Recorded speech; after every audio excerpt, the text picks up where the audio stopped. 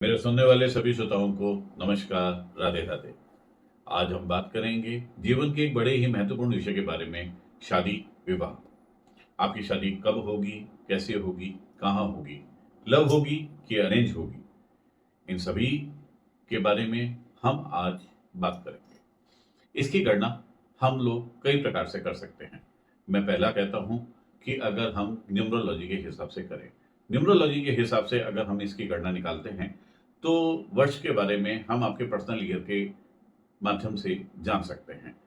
लेकिन बहुत ज़्यादा सटीकता से अगर आपको जानकारी लेनी है तो उसके लिए कहीं ना कहीं आपको एस्ट्रोलॉजी का सहारा लेना पड़ता है। एस्ट्रोलॉजी के अंदर भी बहुत सारे विज्ञान आते हैं, लेकिन मैं नाड़ी ज्योतिष को ज़्यादा प्रेफर करता हूँ। मेरे हिसाब से उसकी जो सटीकता है या उसका फल निकालने का जो तरीका है, फलादेश निकालने का जो तरीका है, वह बहुत ही सटीकता से और बहुत सूक्ष्म तरीके से आपको रिजल्ट देता है। इसके लिए हमें आपकी 3 चीज़ों की आवश्यकता होती है। आपका date of birth, birth of time and birth of place, यानी कि जन्म तारीख, जन्म का समय और जहाँ पे भी आपका जन्म स्थान हो वह।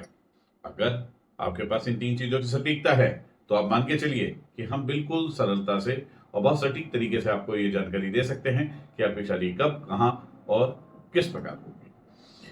अगर आपके पास ये तीनों ही चीजें नहीं हैं, यानी कि कहीं ना कहीं आपके पास अपनी जन्म तिथि की जानकारी नहीं है, तो आप कैसे पता लगाएंगे? कई जातकों के पास ये नहीं होती है। उस अवस्था में हम प्रश्न कुंडली का सहारा लेंगे। प्रश्न कुंडली के माध्यम से भी हम इसकी सटीकता से आपको जानकारी दे सकते हैं या इसका रिजल्ट का अनुभव करवा सकते हैं।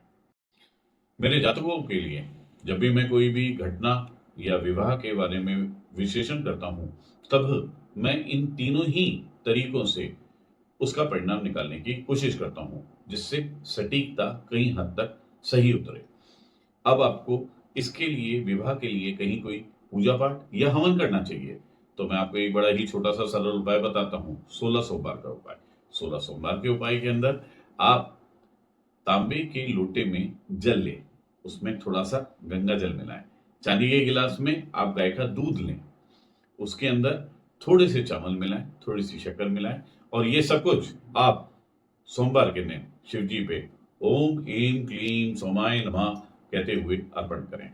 ये जब अर्पण हो जाए उसके बाद आप राम नाम स्तुति का पाठ करें, जो कि है श्री रामचंद्र कृपालु भजु मन हरण भव भय दारुणम। इस तरीके से इसका पूरा पाठ करें। आप मान के चलिए, भगवान की दया और भगवान की मेहरबानी से आपको एक अच्छे जीवन साथी की जो आपकी मनोकामना है वह 100% पूर्ण होगी। 16 सोमवार होते होते ही ये पूर्ण हो जाएगी। अगर आपको अपने जन्मपत्री का कहीं विश्लेषण करवाना हो तो उसके लिए आप नीचे दिए हुए मेरे संपर्क नंबर पे संपर्क कर सकते हैं और अपना अपॉइंटमेंट बुक कर सकते हैं। आज का मेरा ये छोटा सा वीडियो मैं यहीं समाप्त करता हूँ। अपने आगे आने वाले वीडियो के अंदर मैं आपसे बात करूँगा नौकरी की, व्यवसाय की, आपके आने वाले करियर के अंदर कोई भी रुकावट आ रही है उस संबंध में, स्वास्थ्य के संबंध में या आपके बच्चों के संबंध में। अपन इन सभी विषयों के लिए अलग अलग वीडियो बनाएंगे, मिलते रहेंगे आपसे। राधे राधे।